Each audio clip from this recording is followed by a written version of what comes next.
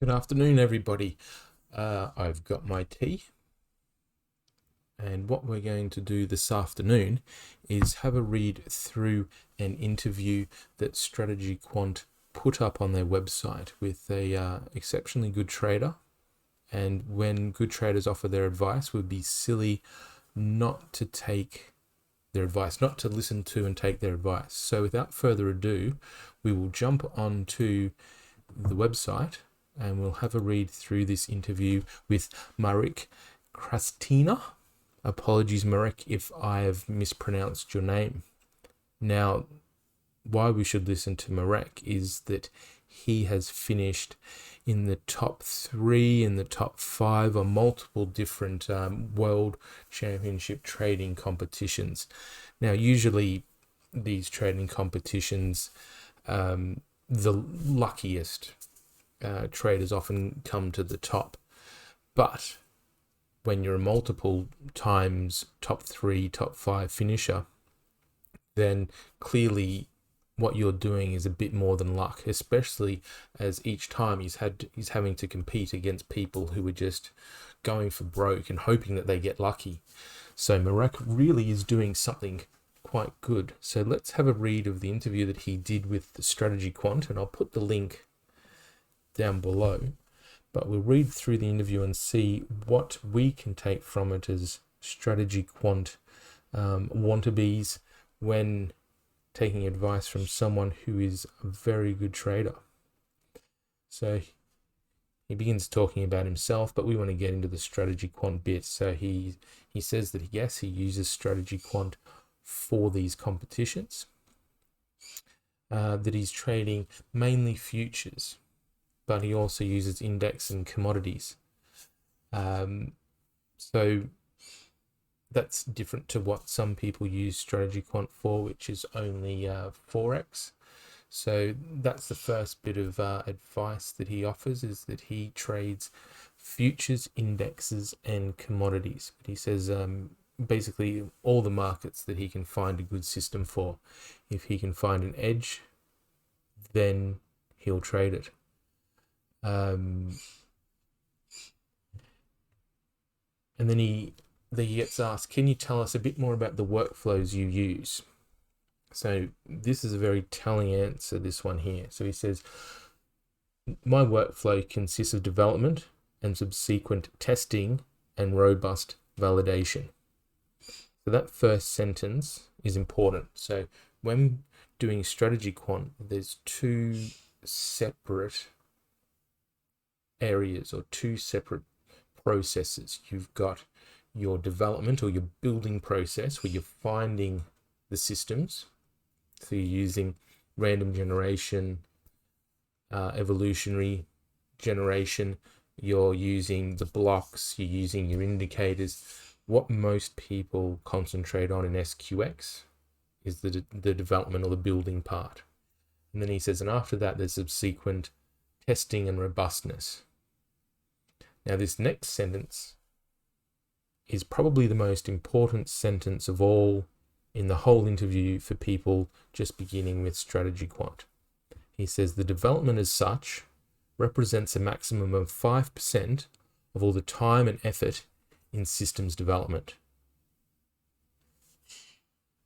So actually building the systems takes 5% of his time and effort. The other 95% is in the testing and the robustness. So this is what one of the best traders is doing and how he's using SQX. And so we should listen to him. Now, it's also what we've found. We do spend the vast majority of our time in development and in robust testing. The building actually is a very quick and small part at the start.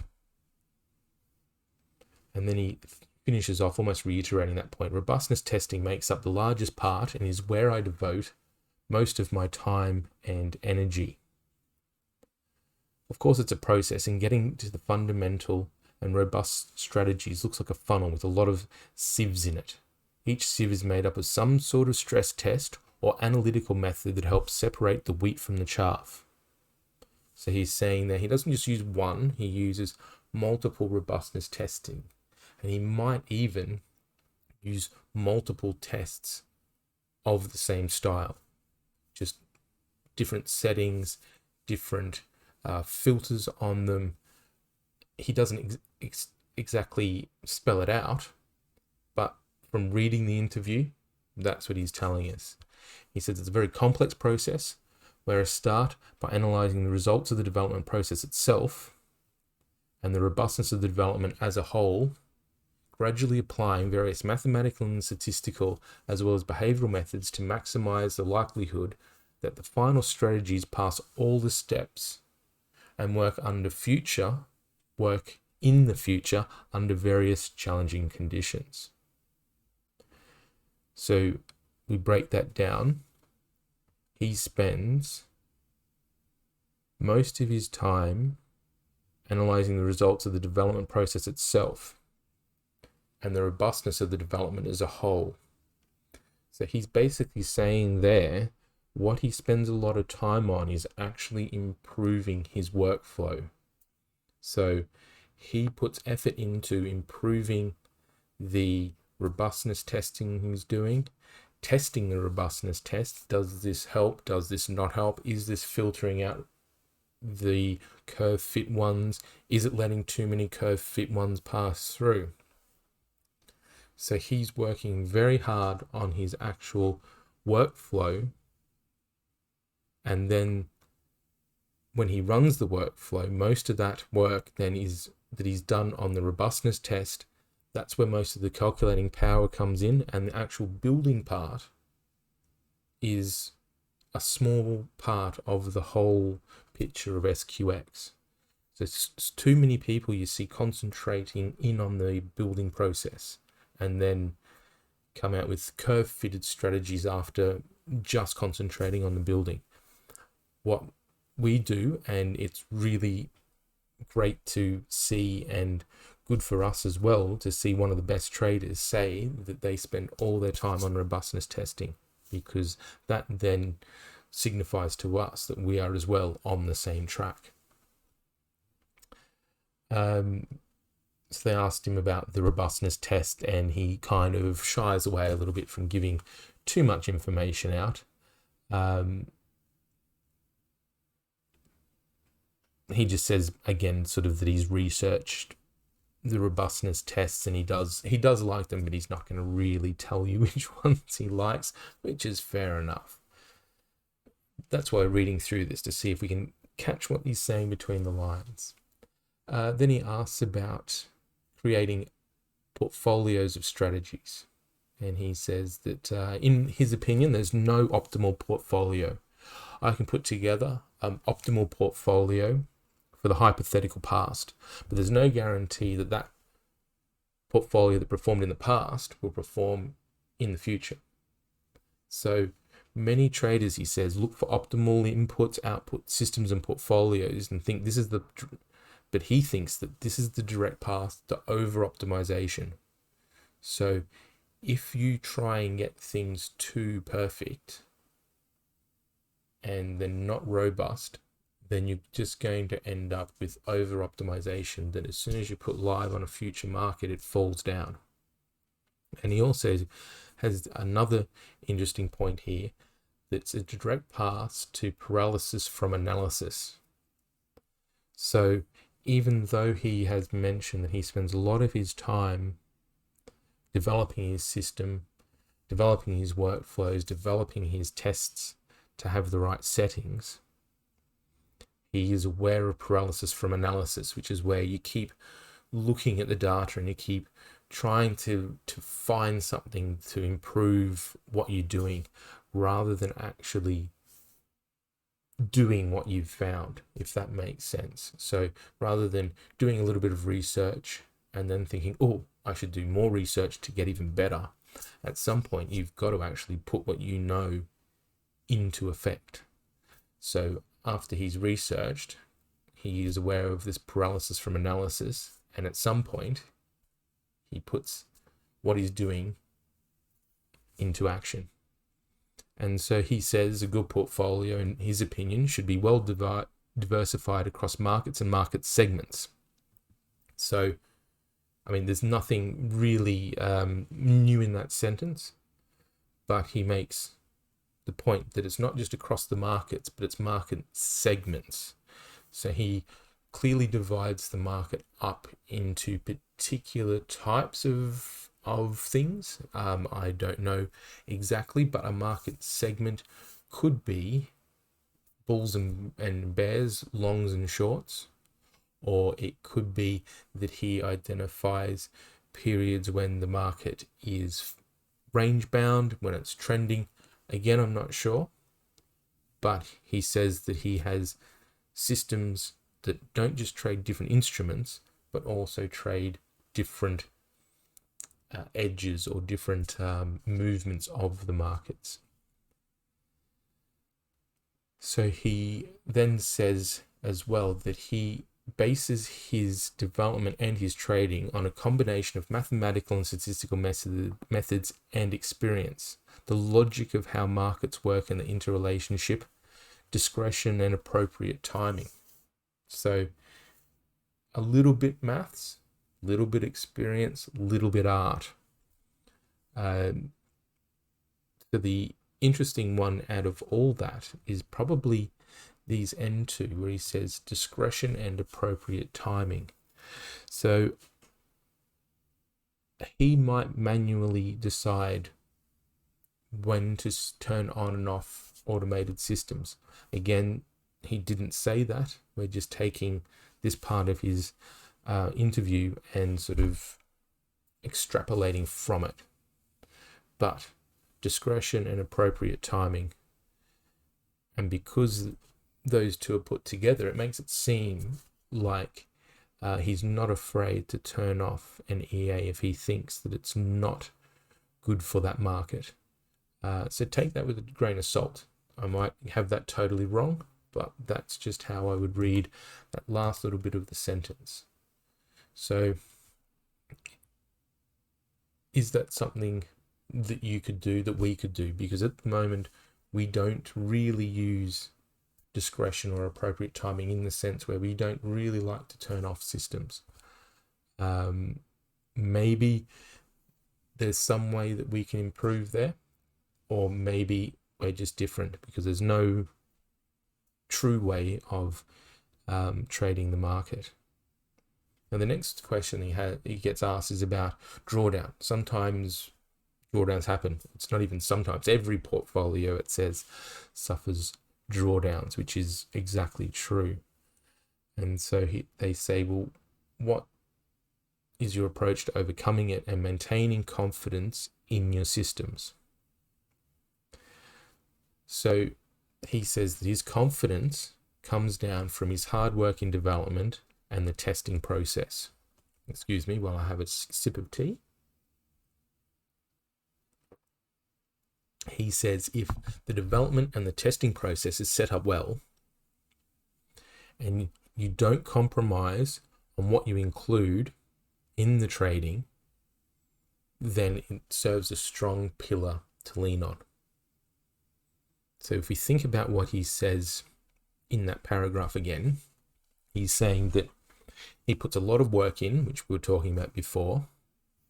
So he's confident that he's done the right thing because he's researched it. And then he makes sure that then after he's done this hard work and figured out a good way to come out with robust systems, that he doesn't compromise. So he doesn't sort of think, oh, I'll wind these robustness tests back so that I get some systems that work and look good on the chart. The no compromise bit means that he makes sure that every system he gets through and puts live is robust, is not just robust, but robust to the highest degree that he has researched and found. And then he doesn't ever dial back his robustness to get more systems through or to find something to put on the market. Because if that happens and you're then letting through more systems just so that you're getting lines that go up and look pretty, that doesn't mean that you're going to be making real money on a live account, because the market doesn't care how pretty the graph was in the past. And so if we shirk on the robustness that we've set up, then we're just setting ourselves up to overfit or allow overfit systems to then be traded live and lose us money. And so then in the next paragraph, he says he sees drawdowns as a natural thing. They're part of the plan and the trading.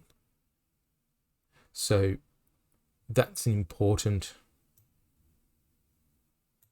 paragraph there for algorithmic traders. Drawdowns are a natural thing. I just did a video my last video was on how many in a row losses that we can expect over the course of different trades. And if we're trading a 50-50 system that we win 50% of the time and lose 50% of the time, and we take 4 trades a day, in a month's trading, we're almost certain that we're going to get 5 losses in a row. And if we're trading at 5% risk per trade, that's 20% drawdown just on that run. That doesn't include other sort of runs where you might lose 2 and then gain 1, those kind of runs. So drawdowns will happen. It's just part of trading. You can't win all the time. If you're winning all the time, then it's via martingale or grid that really you're just kidding yourself and not understanding probability properly. So drawdowns happen. We know they happen. So therefore, they have to be part of the plan. So you have to know that drawdowns are going to happen. You're going to have to accept that drawdowns are going to happen. They're a cost of trading. You're also going to have to plan for them so that you know what kind of drawdowns to expect. Okay, the systems that I put forward, they could have a drawdown of this amount. The portfolio will have a drawdown of this amount. If you then know that you're going to get drawdowns and you plan for them and you say, okay, this is what it could look like, and we expect that a drawdown could go to 15%. This is the case in our portfolio, that we say that it could go to 15%, and therefore we can say with confidence to our clients that the drawdown will never exceed 25%. So if they put $10,000 in their trading account and put our signals on it, they can be 100% sure that their real risk is not 10,000, it's 2,500. So then he has preset and defined maximum risk for each system as well as each portfolio, and he sticks to that. So he doesn't say that what I was going to say is escape me, but he has, it doesn't say how he defines it, sorry, but he has a risk that he has for each portfolio and each system, and then he doesn't change it, he sticks to it. And so I'll use ours for an example. His might be similar, but again, he doesn't mention it, but let's, for the sake of argument, we use maximum historical drawdown. So it's the same thing. Drawdowns are natural and they're part of the plan. So if we see a system or a portfolio approaching the maximum drawdown that it's seen in history, then it's got a problem. And then he says when the system reaches a given level, it's shut down. And we had the same thing happen to us last November. So if you look at our MyFX book, you'll see we had quite a bit of a drawdown. We had a 12.5% drawdown, and that happened relatively quickly over the course of probably generally a month without having looked it up exactly. We didn't like that. It busted the defined risks, the defined drawdowns that we had on the systems and on the portfolio. So we shut down trading for a few weeks. We redid all the systems with our new knowledge that we'd gained up over the previous months. Put it through better robustness tests, better filtering, and then since then we've come back and done exceptionally well in probably even more difficult markets. So again, we can relate to this. So it's really comforting for us to know that one of the best traders is doing the same kind of thing that we're doing as well. And then he's talking about Nassim Taleb. So they said, what source of knowledge would you recommend? Then he says, blah, blah, blah. There's well-known books, etc., etc. And then he mentions Nassim Taleb, who does Fooled by Randomness, which is a book that is actually one that I highly recommend. And it talks about probability and how human beings are just naturally fooled by probability.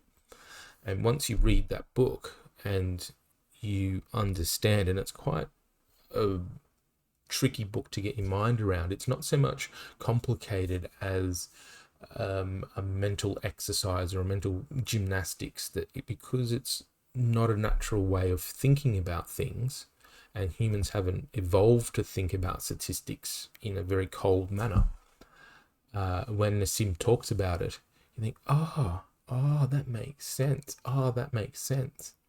So it's all about probability and about being fooled by randomness, as he says. Or another thing is not recognizing luck or attributing something that was lucky to something, attributing something that was lucky to skill. Anyway, Fooled by Randomness by Nassim Taleb. It's both a book and an audio book. So I recommend finding that and having a read of that. So yeah, his final recommendations. Things not to do, compromises. You research something, you find out this is the best way to do it, don't scale it back.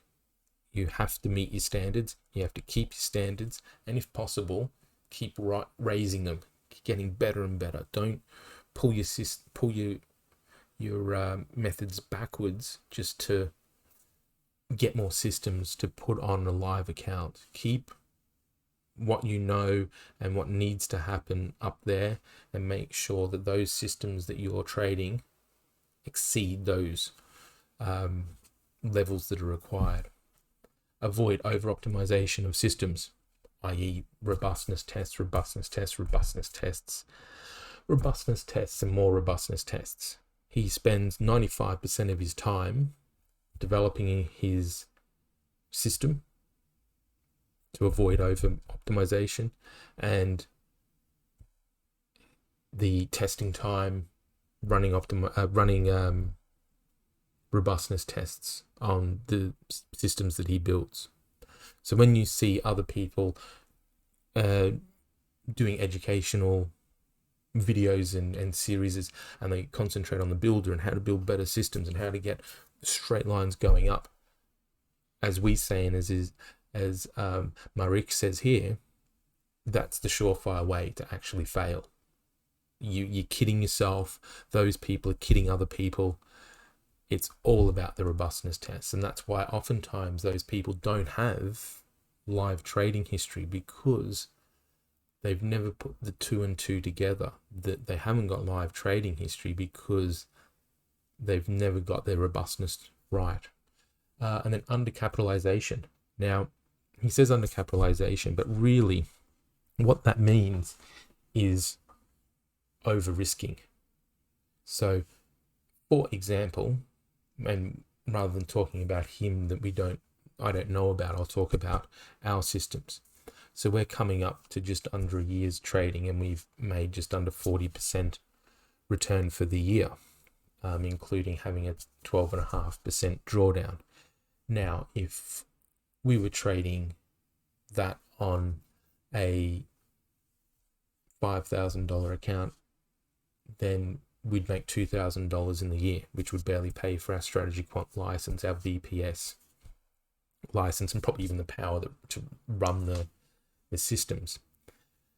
However, if that 40% is returned on $100,000, $200,000, then on a $200,000, a 40% return is $80,000, which then is a very decent return for a passive investment. I say passive, but we put a lot of effort into getting it. But for a return on investment. So when he says undercapitalization, what he means is realistic expectations. Your expectations of a return over the year can't be wanting to take $1,000 to $1 million. It has to be within the bounds of what is possible in the long run. So there'll be martingale system, grid systems that'll seem good, and I'll go into another video about why they seem good. But at some point, next month, next year, 3 years even, they'll crash and burn everything. A properly built system won't do that. You'll plug on year after year after year.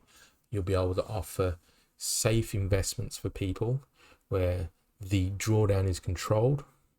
And that's because at the very start, you thought about not that you've got $5,000 or $10,000 to run your systems on, but you're thinking as a manager that at least 100,000. And if you were doing good systems and people want to invest money, you could be trading millions on these systems.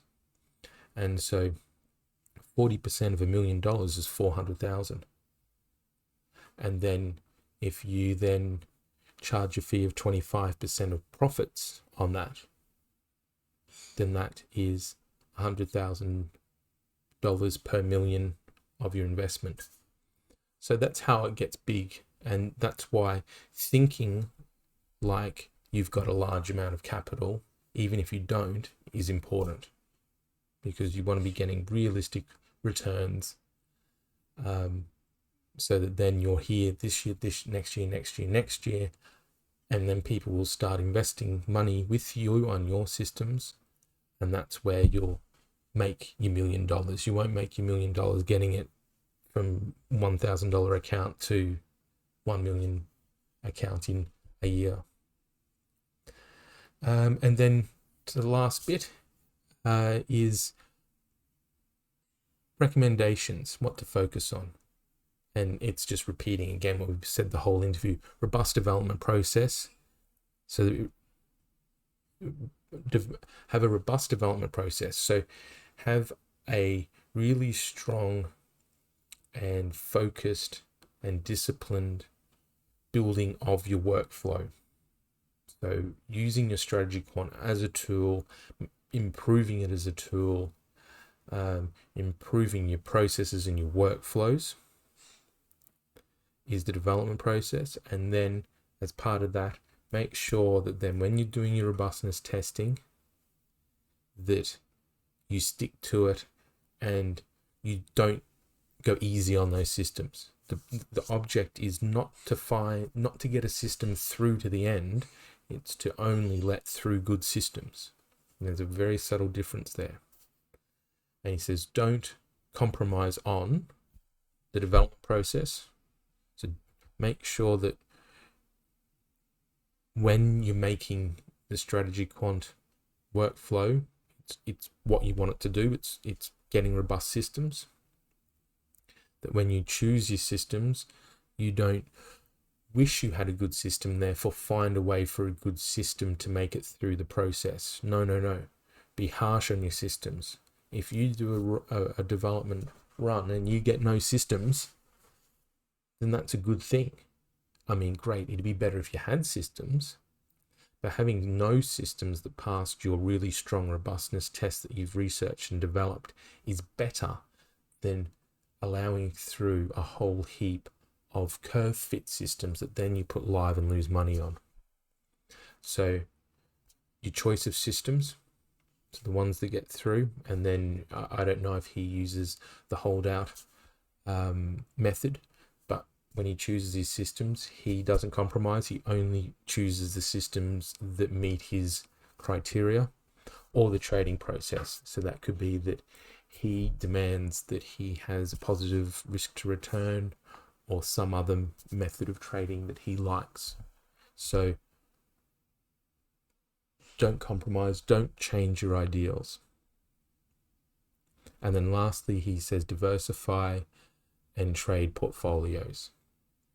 So then each system doesn't have to be perfect, but then by grouping them up and having them uncorrelated, trading different markets, trading different parts of different markets, then altogether they become very powerful by doing each one does a little role in the whole trading environment, rather than trying to create one system that does it all. There's lots of many little systems that do each little part. So that was the interview with Marek, and as I mentioned, it's very comforting for me knowing that Marek does things very similar to the way that we have gone through and developed our trading method. So I hope that was interesting to you, and if you would like to discuss with us our methods of how we do our development process, or if you'd like to take our trade signals, we have our website TipToeHippo.com. We also have a Discord, so via the website there's a link to the Discord that you can jump in and join. And we've also just begun offering mentorship, where not only do we help people with the SQX, we actually give them our workflow. So we give them the workflow that we used to create our portfolio. We teach them all about the robustness tests that we use, how to select the best systems, how to run a holdout. We help them build a portfolio, all the things that Marek was talking about there. We try and teach people. So if that's of interest to you as well, jump on our Discord and ask us about that, and we're more than happy to answer any questions. But until next time I talk to you, hopefully that was helpful to you, and wishing you green pips. Bye.